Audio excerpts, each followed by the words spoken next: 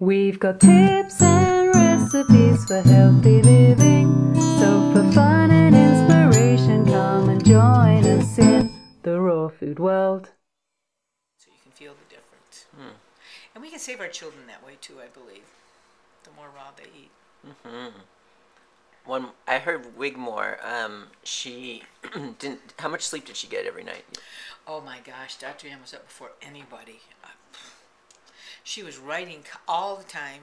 When she was done with classes during the day, she was writing, and she wrote by hand, and then other people would type it up, and she would just write. I think she slept maybe 4 hours a night. 4 hours? Yeah, that's what I heard. And I know my first experience was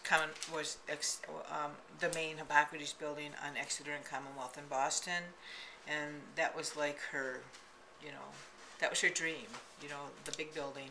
But when she took over the building next door, when the situation changed, there's still these old brownstone houses, and they had these great big huge staircases about as big as this kitchen, and she would just flip up and just like that, like a 12-year-old kid, because she taught on the 5th level and she slept on the 7th level. Man. And she just, at that time she was, because she died about 2 weeks before her 85th birthday, but she was like a kid. Yeah.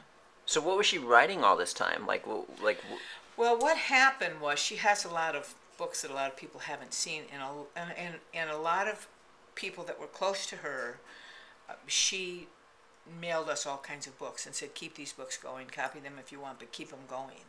And what happened when her situation changed is she lost the rights to her books, and she started publishing all over again, and she self-published all over again. So she had Alternative Way to Overcome AIDS.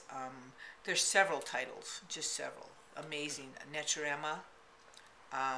One of her last book was 480 pages, and I have that. Whoa. It's a pretty awesome book. Yeah. And it's not like having a book that was published by a publishing company. You could tell that it was something that she just put this thing together and had it copied herself. And it's about that thick, and it's plastic bound, But that was her last book. What are you going to do with that bad boy? I love that bad boy. I just like reading it. I like reading the things, the way she speaks from her heart. What about letting the world know about that stuff? Well, what I've done, excuse me, is one of the books which I'd like to show you I've already recopied. And I had it last year at the Raw Festival in Michigan. I'm having it this year. And I couldn't go out to California, or to the big one in California again this year, because it was close to mine in Michigan. The same thing happened last year. Mine was in September, so was theirs. So I'd like to get it out there more, and I'm probably going to put it right on my website so people can just read it. What's your website? And the website is updated now. The website is naturalagelessliving.com. Naturalagelessliving.com. Yes. And so my grandson is now doing website design, so I'm going to have him add that to my website so it can just be there. People don't have to buy it. They can just read it.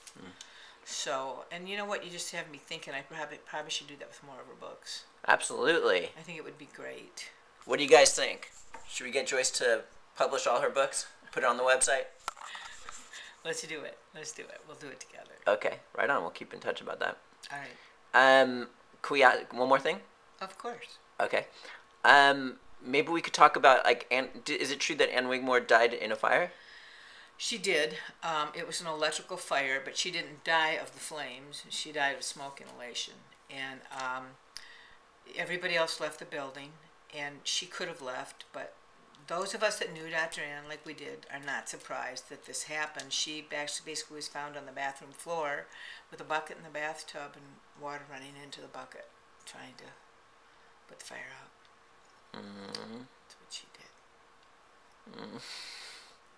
Quite a loss, but she's made a big impact on the world. Yeah. And it's important that people know about her, and I really appreciate you doing this interview, because a lot of people that are in the movement now, a lot of people don't mention her, and a lot of people don't know who she is or who she was. And this is really important, and I'm really honored that you're doing this. This is gonna go up to like 4,000 people probably, and just It'll be great. yeah.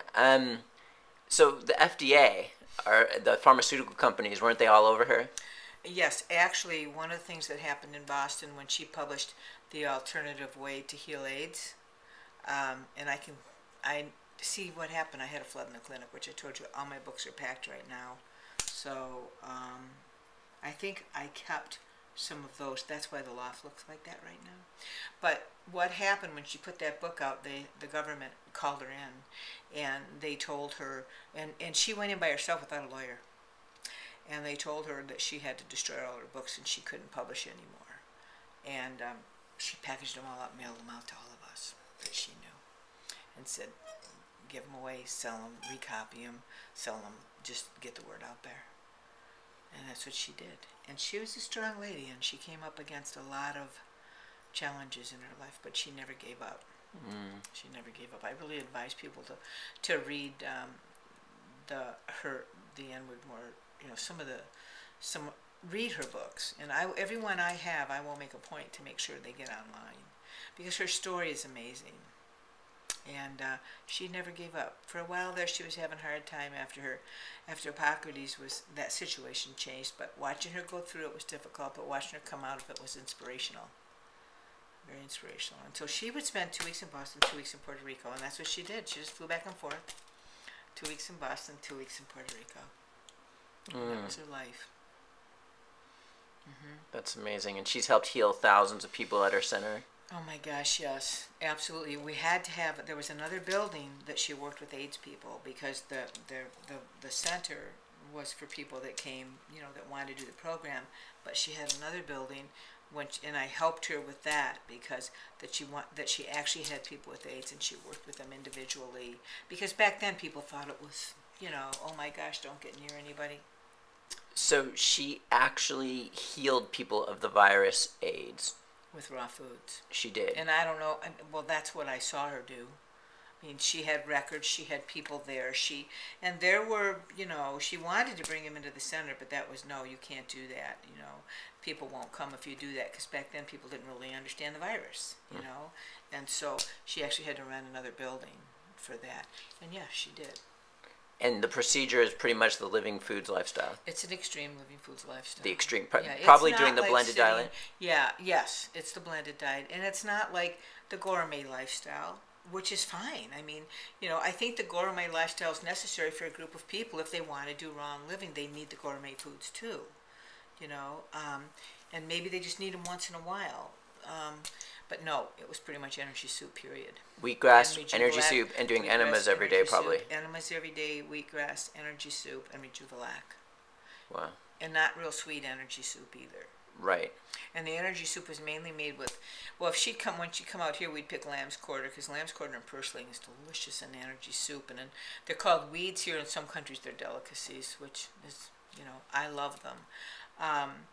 But when she made energy soup, it wasn't just with greens. It was with sunflower, buckwheat, sprouts, because you have a raw living food then, and the life force is there. I mean, when you eat a green, the life force is there, but it's not as prevalent, because once a plant is harvested, the enzyme in the functional component of the plant has to feed off of something, so it starts to feed off the molecule in the plant. So a live food is still living, and if you cut it and juice it immediately, like we do with indoor gardening, it's more vibrant. So it was extreme to most people. Right. But not to Anne, and not to people that love energy soup. It's not. Right. And it works, the process. It worked. It's what I saw. So she was determined. She never gave up, no matter what her obstacles were. And she was constantly being bombarded by, it wasn't always, it was, a lot of it was state government, just Massachusetts, because they had their eye on her. But you know what? Dr. Ann was greeted by heads of state when she went to other countries, because she actually was able to work in hospitals, and they saw the difference. She was looked up to in several countries, and that's all in her books too, where the research that she did in hospitals in other countries. So she was respected highly. Thanks for joining us. We'll see you again at the Raw Food World.